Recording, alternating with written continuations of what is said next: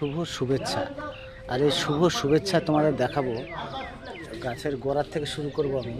এই গাছটা কি কাজে লাগে তোমাদের অবশ্যই আমি জানাচ্ছি। আর তোমরা যারা ভাবছো যে গাছের ছবি কেন দেখাচ্ছে, গাছের যে গুণ আর গাছের যে মর্যাদা, এই গাছ পূর্ণিমার রাতে 7খানা পুঁটি মাছ ভেজে নিয়ে এসে এক নিঃশ্বাসে শিকড়টা তুলে তারপর সেই শিকড়টাকে শুকাতে হবে। শুভ শুভেচ্ছা। আর এই শুভ শুভেচ্ছা তোমাদের দেখাবো।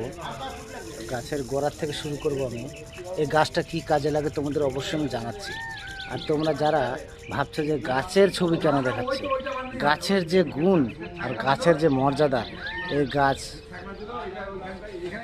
পূর্ণিমার রাতে 7খানা পুঁটি মাছ ভেজে নিয়ে এসে এক নিঃশ্বাসে শিকড়টা তুলে তারপর সেই